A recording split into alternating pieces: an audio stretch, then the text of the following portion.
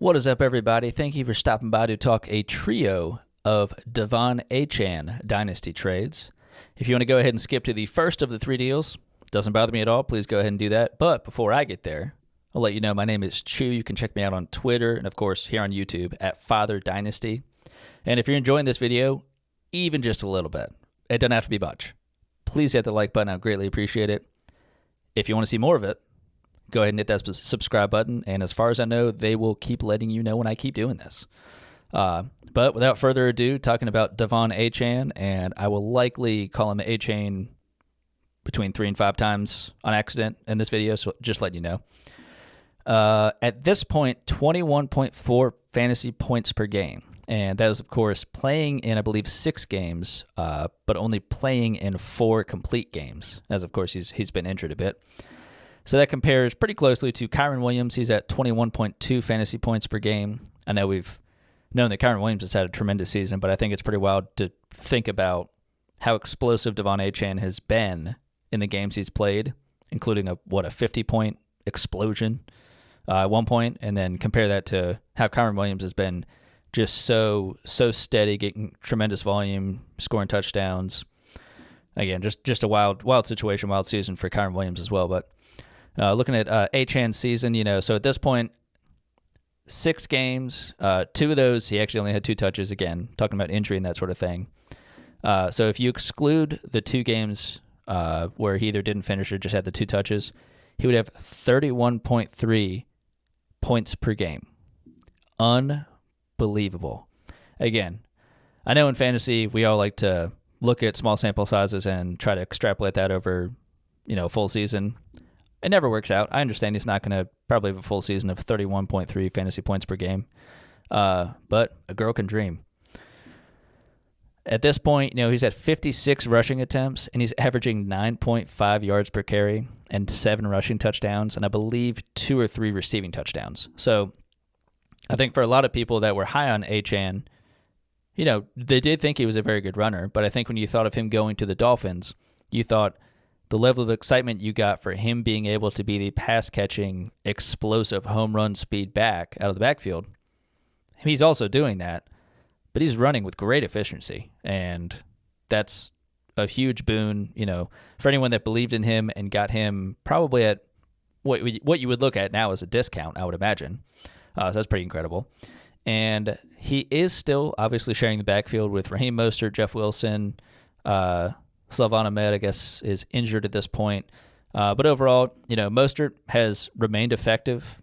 He's been a top back. I know he's in his age 31 season, I want to say. And, he's great for the system. Of course, he followed Daniel from San Francisco over to Miami, so did Jeff Wilson. But, seemingly it doesn't matter how many weapons there are on this team.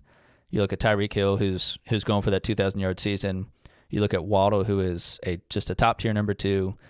No real tight end to speak of. No offense, Durham Smythe. But, yeah, there's a number of weapons, but Coach knows how to get the ball in each of their hands, and they're a high-flying, high-scoring offense, so everyone gets to eat when it comes to fantasy. Looking at our free tool, Keep Trade Cut, people love it, people hate it, and I'm just going to talk about it. He is the RB7, and that is 1 behind Jonathan Taylor and 1 ahead of Kenneth Walker. Shockingly close to where I have him. So in my Dynasty ranks, I have him as the RB8, and that is 1 behind Saquon Barkley and 1 ahead of Kenneth Walker also. You can go ahead and go to goingfor2.com to check out the rest of my Dynasty rankings, done by each position there. Jumping into the first of the 3 deals with De'Von Achane. I don't think I've messed up his name once so far. Proud of myself. 12-team start 9, full PPR, half-point tight end premium. De'Von Achane, T. Higgins, 4, Travis Kelce in a 2025 second. So I think at this point in the season, again, that's a future second, so you may have an idea of where the team's going to fall, but you don't know for sure. It's Travis Kelce, who is going to be in his age 35 season next season. I know we keep saying that. We keep saying he's going to be getting older. He's going to be giving this and that. At some point, we have to be right. At some point, we have to be acknowledging that he is getting towards the end of his career. And, I mean, he's still a great tight end this year, even with this being, I guess, technically a down year. He's still, a top tight end. But at this point, if the other side, and again, this is Dynasty, you're getting a PPR monster in De'Von Achane, and you're getting a strong X receiver in T. Higgins, who my belief is he will not be returning to Cincy. They could tag him and all that kind of stuff, but I assume they do have a decent amount of cap, but they're still going to need to re-sign Jamar Chase when they can. I don't know if they can this offseason or if they have to wait one more. I think they're going to bring back Tyler Boyd.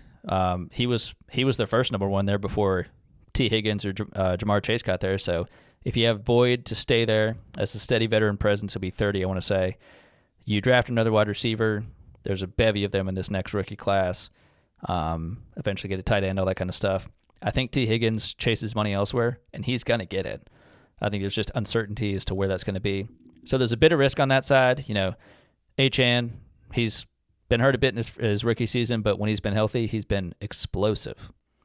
And Higgins, you don't know where he's going to be next year, and he has been injured, but I think you chalk this up to a down year, and he's just looking forward to next season, wherever that's going to be. So I'm taking the Achane and Higgins side and shooting for that upside and believing that Kelsey may have one more season in him, but I'm not sure. Jumping over to deal number 2. 10 teams start 10, full PPR, no tight end premium. This one's a little more exciting. Justin Jefferson and Jared Goff for De'Von Achane, Sam Howell, Terry McLaurin, and a 2024 first. It's interesting. So certainly best player in here, Justin Jefferson. And if I'm just kind of chipping away at these here, would I rather have Justin Jefferson or De'Von Achane, Terry McLaurin, in a 2024 first?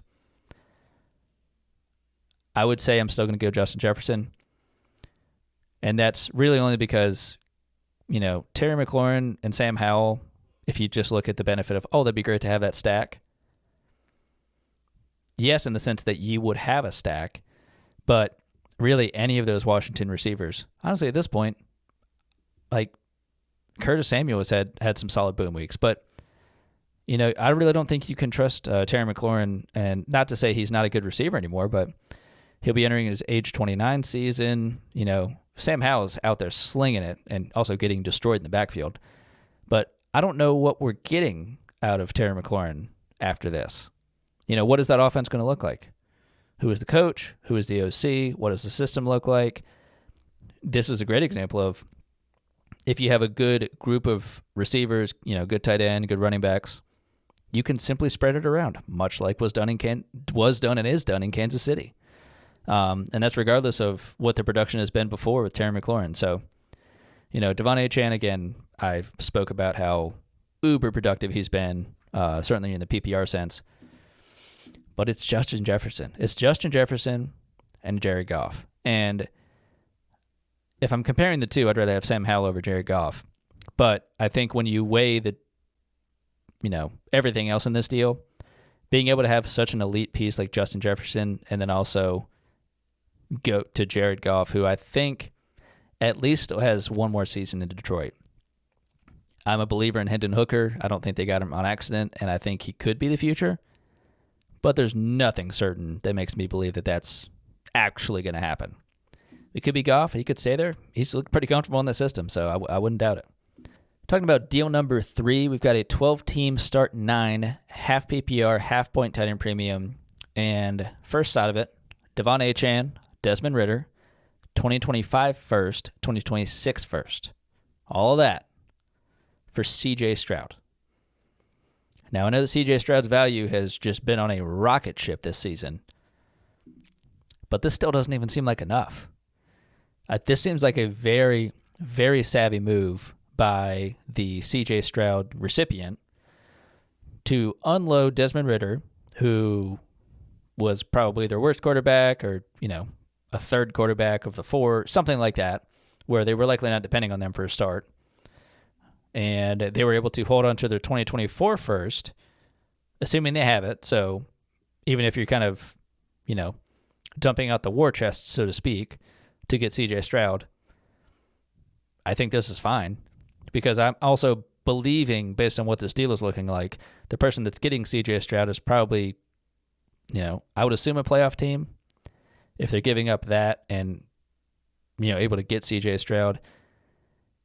De'Von Achane, again, I understand that appeal, but I'm then guessing, if all that's going to a team that maybe is worse off, you're getting those future picks, awesome. But if you're getting future playoff firsts, you can't know for sure, obviously. It's 2025 and 2026, but it's possible. And, man, CJ Stroud, I have a hard time believing if you made this deal and if CJ Stroud has a rough remainder of the 2023 season or, just kind of levels off and does okay, I have a hard time believing that you can't, if you wanted to, turn back around and then trade CJ Stroud away for a comparable package to what this is, if not maybe better. Because I feel like his value is so well insulated with the rocket ship of a start, like I said, that he's had thus far. And certainly in comparison to everybody else in the quarterback class. So I'm taking the CJ Stroud side, and props to the owner that was able to get CJ Stroud for this price. I can see how you kind of dazzled him with the Achane and the 2 firsts. You threw in Ritter. I like that. I like that a lot. So that was the third and final deal. Please, in the comments, let me know what you think about each of these 3 deals. If you happen to have a deal that you've already done with De'Von Achane recently, go ahead and drop it in the comments. We'd love to hear it, talk about it. If you're thinking of doing one with De'Von Achane, drop it in the comments. Still love to talk about it, talk you through it, and see what your thoughts are on it as well. But yeah, happy Dynasty.